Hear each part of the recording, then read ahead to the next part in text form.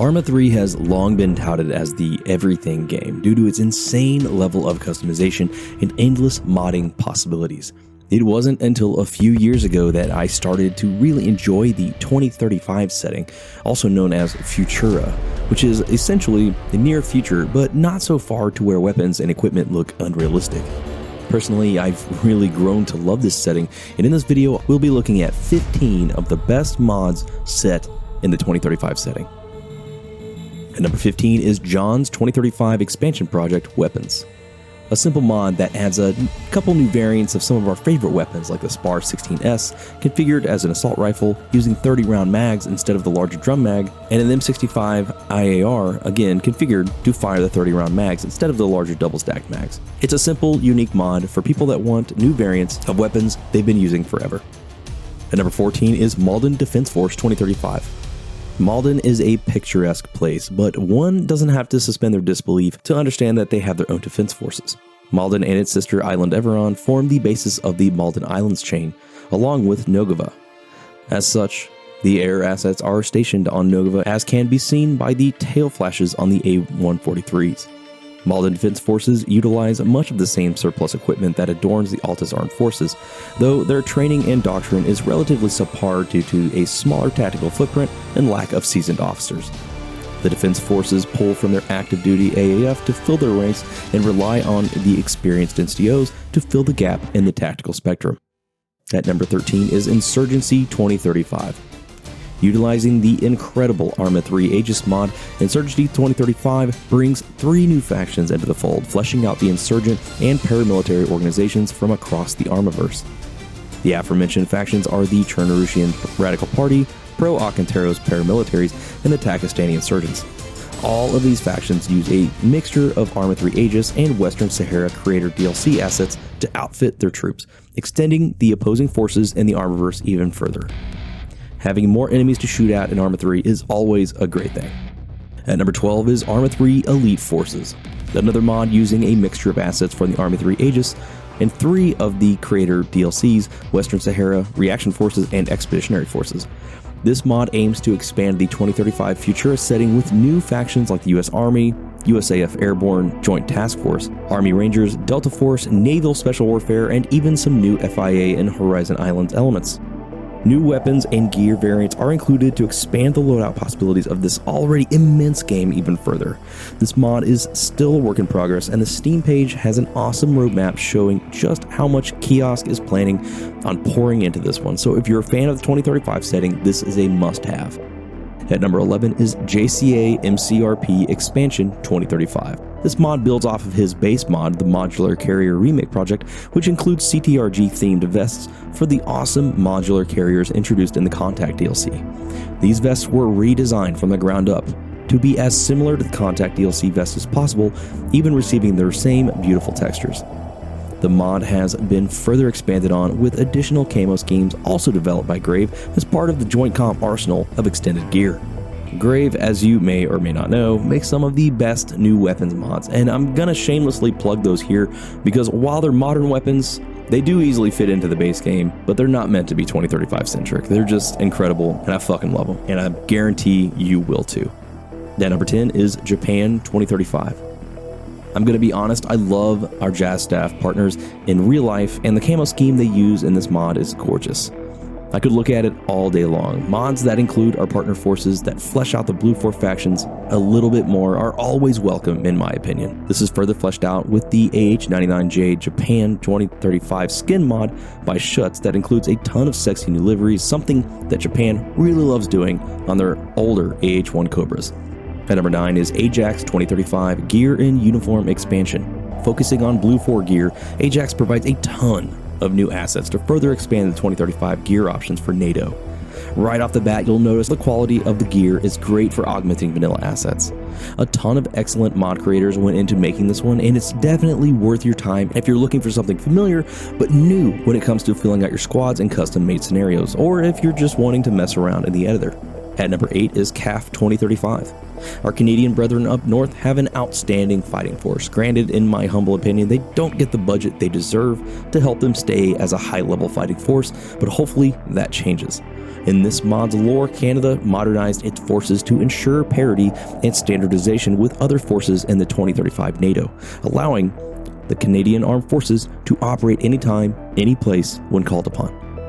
CAF 2035 fleshes out some of the new Canadian-centric weapons and vehicles, many of which you'd be familiar with, like the C7 and C8 rifles, which are always awesome to see and a welcome addition to the 2035 setting. The mod also makes use of the JCA M115A3 sniper rifle in Modular Carrier Remake project, further adding to the quality overall. Number 7 is Russian Escalation 2035 Redo. Made of 100% vanilla assets, this mod is one of the better Russian 2035 factions currently available on the workshop. Lore-wise, Russia was on the fence about going full in on CSAT, focusing primarily on rebuilding their economy and using proxy forces when necessary to fight wars. The camo scheme on vehicles and infantry uniforms look outstanding and fit the 2035 setting super well. More opposing forces are always welcome, and it's a bonus for the community when it adds to the Armorverse. At number 6 is new CSAT Overhaul DBK. Another outstanding Op4 mod. This one overhauls the CSAT forces to bring them a little bit more down to earth by getting rid of those beetle helmets and giving them more of a modernized and surplus look, placing them a little more in line with the AAF and aesthetics, which is a win in my book personally. Additionally, new uniform variants and textures for ground forces and vehicles crews have been added, which works for both Iranian and Chinese CSAT forces. I love this mod simply for getting rid of the beetle helmet. Honestly, I don't know why I hate it so much, but I just do, and I'm sorry for the guy at Bohemia that probably spent days conceptualizing and designing the model for it, but man, it just wasn't for me. If it's your thing, fine, but we just can't hang out. And number 5 is 2035 Modern Equipment Replacement Helmet. Now, this is a helmet mod with some fucking chest hair. Without a doubt, one of the sexiest helmet mods, regardless of the setting. This mod adds an Ops Core high-cut helmet that's meant to replace the light combat helmet of the vanilla Arma 3 setting. The helmet cover and textures look incredible, and there's a ton of different camo schemes and variants to choose from, and they work beautifully with the vanilla uniforms and gear, and even some modded ones like RHS. Truly one of my favorite mods ever, and it's definitely never left my mod list. And number 4 is Dust. Probably one of the bigger mods on the list and includes a shitload of new equipment items for NATO, independent forces, and Op4 troops alike.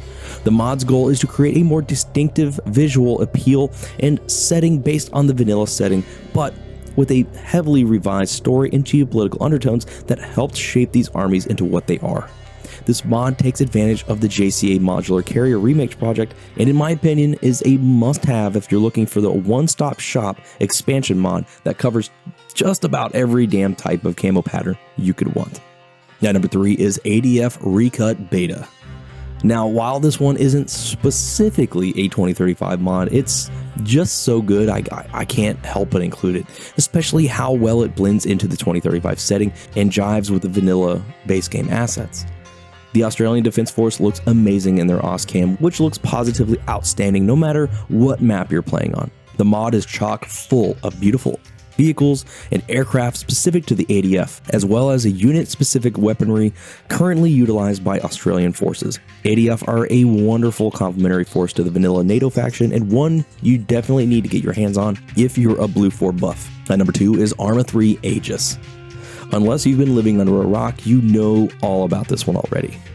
Aegis is an entire line of mods spanning many spin-off factions, but most of them require the base Aegis mod to function. Aegis includes 7 new factions overhauling NATO entirely, while adding over 150 new pieces of gear and a boatload of new weapons for both infantry and vehicles for you to try out. And it's not just reskins, and actually new weapons we've not seen before.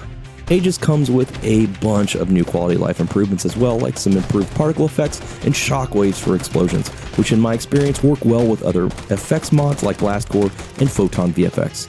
One of my favorite gear piece additions is the IVAS, a visual augmentation piece of headgear that looks badass, although it seems a lot of soldiers in the field and real life have had some complaints about it. All in all, Aegis is one of the premier 2035 mods that pushes the envelope of what the expanded lore can provide for mission makers and players alike. And finally, at number 1 is After Eastwind. I have to admit, this is a subjective inclusion for me personally because this is one of the first vanilla expansion mods I discovered and ended up loving back when I started to come around to the 2035 setting a little bit more.